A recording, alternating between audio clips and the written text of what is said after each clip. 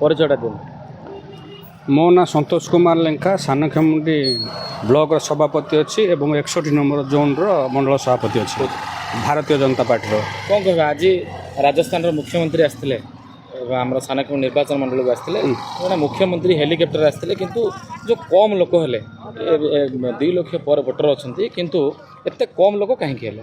ଦେଖନ୍ତୁ, କମ୍ ଲୋକ ହେବାଟା ସ୍ୱାଭାବିକ। କାହିଁକି ସାନଖେମୁଣ୍ଡି ନିର୍ବାଚନ ମଣ୍ଡଳୀରେ ଯେଉଁ ବିଜେପିର ନେତୃତ୍ୱ ନେଉଛନ୍ତି, ଏମାନେ 5 ବର୍ଷିଆ ସିଜନ୍ ବେପାର କରୁଛନ୍ତି। ତ ବର୍ଷକୁ ଥରେ କାଳବୈଶାଖୀ ଆସେ, କାଳବୈଶାଖୀ ଆସିଲେ ଯେମିତି ଝଡ଼ି ପୋକମାନେ ପଳେଇ ଆସନ୍ତି ସନ୍ଧ୍ୟା ହେଲେ, ସେମିତି ଏମାନେ ଝଡ଼ି ପୋକ ସଦୃଶ୍ୟ। ଏ ଯେଉଁ ନେତୃତ୍ୱ ନେଇଛନ୍ତି ଗଦା ସ୍ୱାଇଁ, ବିଜୟ ସ୍ୱାଇଁ, ଯେଉଁ ଉତ୍ତମ ପାଣିଗ୍ରୀ, ଏମାନେ ସବୁ ଝଡ଼ି ପୋକ ସଦୃଶ୍ୟ। ଝଡ଼ି ପୋକ ଗୋଟେ ପକ୍ଷୀ, ଏମାନେ ଗୋଟେ ନେତା ଗଣାଯିବ ସେମିତି ନାହିଁ। ତେଣୁ ଏମାନଙ୍କର ଫେସ୍ ଭ୍ୟାଲୁ କିଛି ନାହିଁ।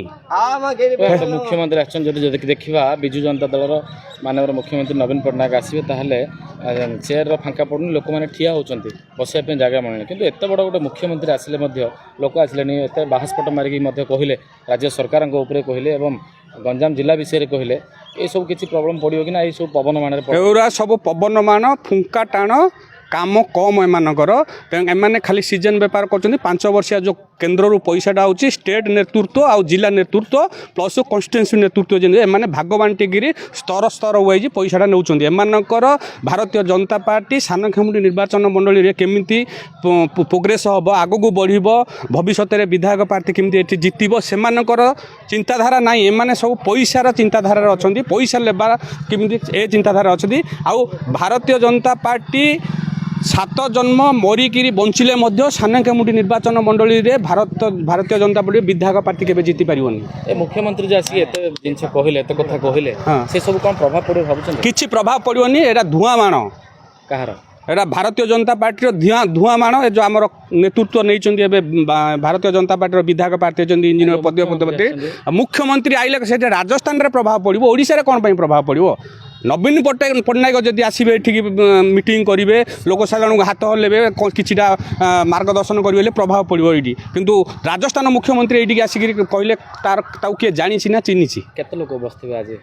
ମୁଁ ତ ସକାଳେ 11ଟା ବେଳୁ ସେପଟେ ଆସିଲା ବେଳୁ ପୋଲିସ ଗାଡ଼ି ଅଧିକ, ପୋଲିସ ବାଲା ଅଧିକ, କିନ୍ତୁ ଲୋକ ଜନସାଧାରଣ ପବ୍ଲିକ୍ କିଛି ନଥିଲେ। କିନ୍ତୁ ଅନୁମାନିକ 350-400 ଭିତରେ ଲୋକ ହେବେ। ଏଇଟା ଗୋଟେ ଲଜ୍ଜାଜନକ କଥା କୁହା ଯେ ଭାରତୀୟ ଜନତା ପାର୍ଟିର ଏତେ ବଡ଼ କାର୍ଯ୍ୟକ୍ରମ, ଜଣେ ମୁଖ୍ୟମନ୍ତ୍ରୀ ଆସୁଛନ୍ତି ପୁଣି ହେଲିକପ୍ଟରରେ, କିନ୍ତୁ ଲୋକ ନାହାନ୍ତି। ଏଇଟା ଲଜ୍ଜାଜନକ କଥା କହିପାରିବା? ଏଇଟା ଲଜ୍ଜାଜନକ କ'ଣ, ହାସ୍ୟାସ୍ପଦ? ଲଜ୍ଜାଜନକ ନୁହଁ, ହାସ୍ୟାସ୍ପଦ। ଏଇଟା ଭାରତୀୟ ଜନତା ପାର୍ଟି କେନ୍ଦ୍ରରେ ସରକାର ଅଛି, ପ୍ଲସ୍ ଗୋଟେ ରାଜସ୍ଥାନର ମୁଖ୍ୟମନ୍ତ୍ରୀ ଓଡ଼ିଶାକୁ ସାନଖେମୁଣ୍ଡି ନିର୍ବାଚନ ଆସୁଛି, ସେଠି ଜନସାଧାରଣର ଗେଦରିଂ ନାହିଁ। ତା ଅର୍ଥ ଏଠିର ଧୂଆଁ ବାଣ, ଫମ୍ପା ବାଣ, ଧୂଆଁ ବାଣ ମାରିକିରି ମାନେ ଯେଉଁ ଉତ୍ତମ ପାଣିଗ୍ରାହୀ, ବିଜୟ ସ୍ୱାଇଁ, ଗଦା ସ୍ୱାଇଁ, ଏମାନେ ଲୋକମାନଙ୍କୁ ଭୁଆଁ ବୁଲାଉଛନ୍ତି। ତାଙ୍କ ବାରିର ପୋଟଳ, ଆଳୁ, କଖାରୁ ନାଉ ଦେଖାଇକିରି ପଇସାଟା ନେଉଛନ୍ତି ଏମାନେ। ଆଉ କିଛି ନାହିଁ ଏମାନଙ୍କର।